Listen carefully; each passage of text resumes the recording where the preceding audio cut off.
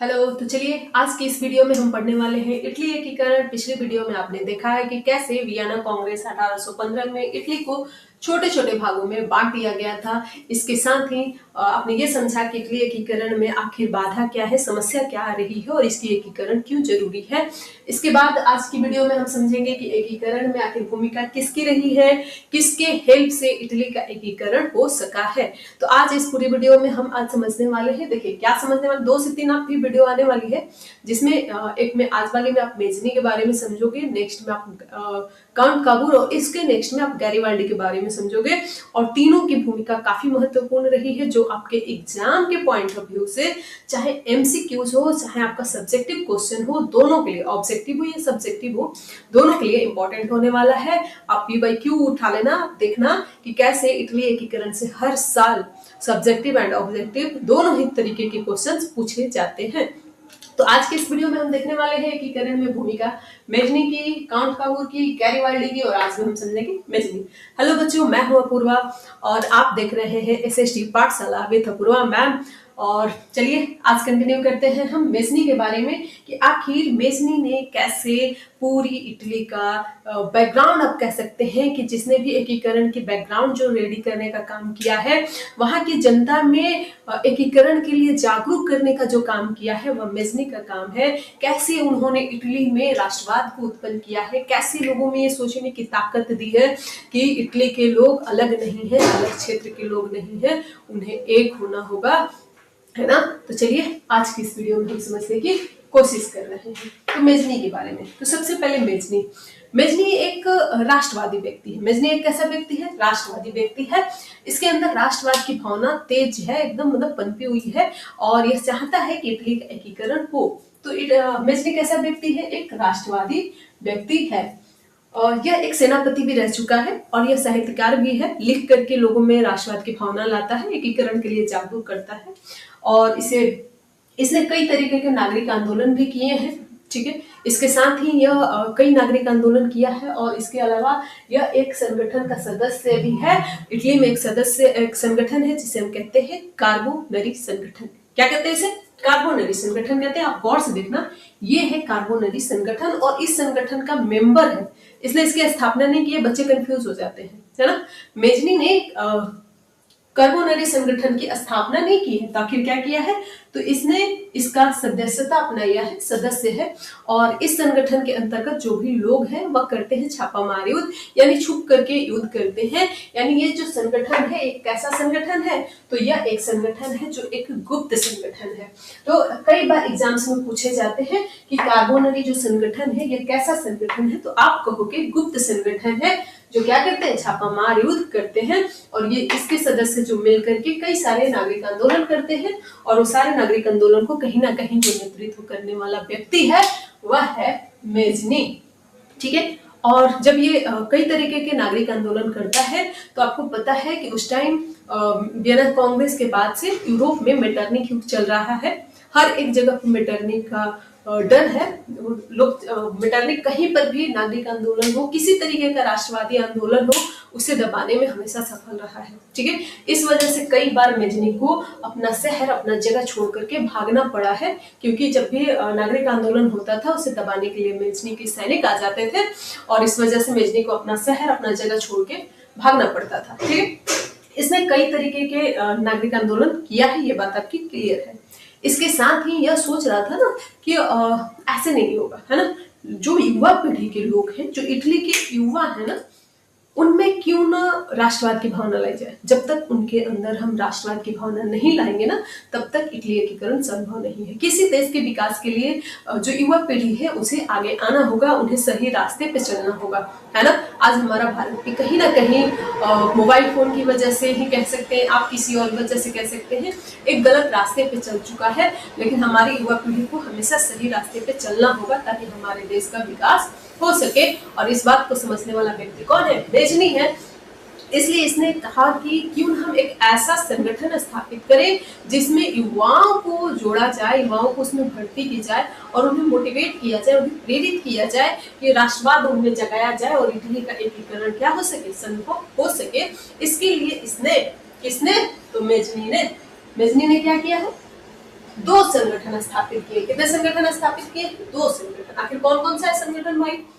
Young Italy और young Europe. इसने दो संगठन, ताकि युवाओं को जागरूक किया जा सके, इसके लिए इसने दो संगठन स्थापित किए। यंग इटली 1831 में। कब किया है? जोर से बोलो। यंग इटली की स्थापना कब हुई है? 1831 में। और किसने किया है? आपको पता है ना, मेजनी ने किया है। आफ्टर दैट यंग यूरोप इन्होंने 1834 में की है। कब किया है? 1834 में यंग यूरोप की स्थापना हुई है, और इसे स्थापित करने वाला कौन है? मेजनी ही है। ठीक है, ये दो बातें, ये दो संगठन का नाम वीवीआई में अक्सर एग्जाम में पूछा जाता है, तो आप याद रखोगे। क्लियर है? अब नेक्स्ट बात आते हैं मेजनी पे ही। मेजनी चाहता है कि जो इटली है वहां गणतंत्र की स्थापना हो, चाहता है कि इटली एक ऐसा राज्य बने जहां गणतंत्र हो, ठीक है, संविधान के अकॉर्डिंग वहां शासन हो। ऐसा कौन चाहता है? मेजनी चाहता है। बट ये आगे बढ़ नहीं पा रहा है। इसके पीछे की कई सारी वजह हैं, आप कह सकते हो। इसके बारे में हम बाद में देखेंगे। इसके अलावा अब विचार के बारे में बात करते हैं, मेजनी के विचार के बारे में बात करते हो, है ना। देखो, मेजनी का जो विचार है ना, वह एक आप कह सकते हो आदर्शवादी है। ठीक है, यह आइडियल बातें ज्यादा करता है। आदर्शवादी का मतलब क्या होता है कि प्रैक्टिकल कम है। क्या है? प्रैक्टिकल कम है, व्यवहारिक कम है। व्यवहारिक में होता है ना कि हम टू द पॉइंट बात करते हैं, हम वही बात करते हैं जो हम कर सकते हैं, है ना। लेकिन ये कैसा बात करता है? ये आदर्शवादी, जो सुनने में तो बहुत अच्छा लगता है, लोग मोटिवेट भी हो जाते हैं, प्रेरित भी हो जाते हैं, लेकिन कहीं ना कहीं जब आप व्यवहार में लाने की बात करते हो ना, तो आप नहीं कर सकते हो। जैसे बच्चे क्या करते हैं, कुछ ज्यादा मोटिवेट हो जाते हैं ना, तो सोचते हैं कि हम पढ़ के रहेंगे, हम 24 घंटा में 22 घंटा पढ़ेंगे। क्या ये प्रैक्टिकल बातें हैं? क्या आप 24 घंटा में 22 घंटा पढ़ सकते हो? बहुत बच्चे को आपने सुना होगा कि अरे ये उनके बेटे वो तो 24 घंटा में 18 घंटा पढ़ता है। उनको भाई साहब को रोकना, कहना ये प्रैक्टिकल बातें नहीं है, आप आदर्शवाद बातों से बाहर निकलिए, प्रैक्टिकल जीवन जीजिए। ठीक है, तो जो प्रैक्टिकल बात करते हैं ना, तो कहीं ना कहीं उन्हें समाज में गलत तो देखा जाता है, बट ठीक है। लेकिन आदर्शवादी क्या होते हैं? सोचते रहते हैं, है ना, सोचते रहते हैं, हाँ ऐसा हो जाता, ऐसा करना चाहिए, हम ऐसा करेंगे, लेकिन वो कर नहीं पाते हैं। तो सेम यही चीजें किसके साथ है? मेजनी के साथ है। इनके जो विचार है वो आदर्शवादी ज्यादा है, व्यवहारिकता में कम आ पाता है, व्यवहारिक बातें ये कम करते हैं। क्या क्लियर है इनकी बातें? है ना। अब फिर एक बार समराइज करते हैं मेजनी के बारे में। मेजनी एक ऐसा व्यक्ति है इटली का, जो इटली का एकीकरण चाहता है और इटली में गणतंत्र की स्थापना करना चाहता है। ठीक है, जिसके लिए यह क्या करेगा भाई? अब गणतंत्र लाना है, एकीकरण करना है, तो इसे कई तरीके के नागरिक आंदोलन करने होंगे। वहां के राजा, जो बाहर के और भी लोग हैं जो शासन कर रहे हैं वहां, उनके विरोध में नागरिकों के हेल्प से इन्हें आंदोलन करना होगा। ठीक है, और इसके अलावा ये करते भी हैं, क्यों? क्योंकि ये कार्बोनरी संगठन के सदस्य हैं। किसके सदस्य हैं भाई? कार्बोनरी संगठन। आखिर क्या है? तो यह एक गुप्त संगठन है। क्या क्लियर है इतनी बात? इसके अलावा यह एक राष्ट्रवादी व्यक्ति है, सेनापति है, साहित्यकार है। साहित्यकार है तो लिख करके लोगों में जागरूकता लेके आता है। आई होप इतनी बातें आप समझ पाए हैं। ठीक है, संगठन की बात करें तो यंग इटली और यंग यूरोप 1831 और 1834 में इन्होंने स्थापित किया है। क्लियर? क्या आपको इतनी बातें समझ में आ गई है? हाँ, आई होप, उम्मीद कर रहे हैं, है ना। आप ऐसे ही शॉर्ट में लिखना, लिख करके पूरी बातों को एक पैराग्राफ में लिखना। ठीक है, पहले आप शॉर्ट नोट्स बनाओगे ऐसे, फिर इन सारी बातों को यहां से शुरू करना कि मेजनी एक राष्ट्रवादी व्यक्ति था। ठीक है, यह सेनापति और साहित्यकार भी था। साहित्यकार था इसलिए लिख करके लोगों में राष्ट्रवादी भावना लेके आया, तेज किया, लोगों में राष्ट्रवादी भावना को जगाया, है ना, लोगों को जागरूक किया इटली एकीकरण के लिए। इसने लोगों को नागरिक आंदोलन में भाग लेने के लिए भी जागरूक किया। इसके अलावा यह गणतंत्र स्थापित करना चाहता है, इटली का एकीकरण चाहता है, इसलिए युवाओं का ज्यादा से ज्यादा भागीदारी चाहेगा। इसके लिए ये दो तरीके के संगठन स्थापित करेगा, यंग इटली और यंग यूरोप 1831 क्रमशः 1834 में। क्लियर है? इसके अलावा लेकिन तुम कहोगे, ये बात भी कहीं ना कहीं ऐड कर देना उसमें, सब बात कहने के बाद। ठीक है, अब विचार भी कह लेना कि आदर्शवादी व्यक्ति है ज्यादा, आदर्शवादी व्यक्ति ज्यादा आदर्श वाली बातें ज्यादा करता है, प्रैक्टिकल बातें, व्यवहारिक बातें कम करता है। ठीक है, आप इसकी मेहनत देख रहे हो, है ना, लोगों को जागरूक कर रहा है, बहुत कुछ कर रहा है, लेकिन क्या ये इटली का एकीकरण कर पाया है? सवाल ये है। इसका योगदान है, लोगों में जागरूकता आई है, लोगों में राष्ट्रवाद की भावना तेज हुई है, लोग नागरिक आंदोलन में पार्टिसिपेट कर रहे हैं, लेकिन फिर भी क्वेश्चन यहाँ ये है कि फिर भी आखिर मेजनी इटली का एकीकरण करने में असफल क्यों है। आपसे क्वेश्चन पूछा जा सकता है, हो सकता है 2 नंबर 1 नंबर में, कि आखिर मेजनी इटली एकीकरण करने में असफल क्यों है। क्या आप बता पाओगे? क्या आप बता पाओगे? हाँ बिल्कुल आप बताओगे, कहोगे आप कि बिल्कुल मेजनी इटली एकीकरण करने की पूरी कोशिश करता है। इसके लिए ये संगठन स्थापित करता है, लोगों में राष्ट्रवादी भावना लाता है, बहुत कुछ बात कहोगे, ऊपर वाली बात है, ठीक है। इसके अलावा आप कहोगे लेकिन ये असफल कहाँ हो गया भाई? तो असफल इसलिए हो जाता है क्योंकि इसके जो विचार है वह विचार कैसे हैं? आदर्शवादी व्यवहारिकता वाली बातें नहीं करता है। पहली पॉइंट। अब दूसरी पॉइंट आप क्या कहोगे? आप एक चीज देख रहे हो क्या कि ये जो मेजनी है यह उस टाइम है जब यूरोप में मेटरनिक का शासन है, और मेटरनिक होने वाले हर एक तरीके के नागरिक आंदोलन, राष्ट्रवादी आंदोलन को क्या करता है? दबा देता है ना, खत्म कर देता है, और ऐसे मेजनी जैसे लोगों को अपना जगह छोड़ के भागना पड़ता है। तो दूसरी बात कह सकते हो कि इसके टाइम में मेजनी का शासन है। किस मेजनी नहीं, I am really sorry, Metternich.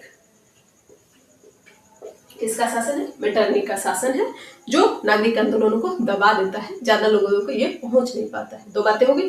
तीसरा क्या कर सकते हो भाई, क्यों असफल है ये मेजनी, क्यों असफल है? तीसरा बात क्या कहोगे तुम? क्या तुम्हें कल वाली वीडियो में एक बात बताए थे क्या, बाधा में, है ना, कि वहां का शासक है चार्ल्स इलवर्ट, और चार्ल्स इलवर्ट क्या चाहता है कि वह चाहता है कि इटली का एकीकरण हो, तो वहां पर क्या स्थापित हो?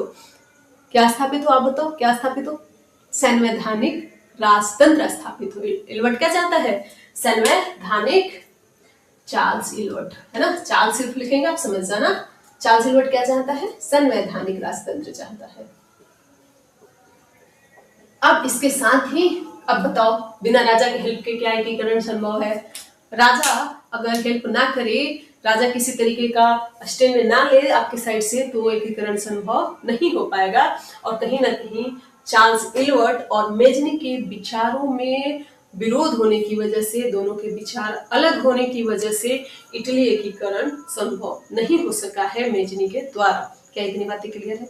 क्या आपको ये बात समझ में आ गई कि कैसे मेजनी ने अपना योगदान निभाया है एकीकरण में? इन्होंने संगठन बनाया, कानूनरी संगठन के सदस्य बने, गुप्त संगठन है जो छापामार युद्ध कर रहा है, वहां के जो विदेशी देश हैं उन्हें बहुत ज्यादा परेशान भी कर रहे हैं, ठीक है, ताकि ये भाग जाए।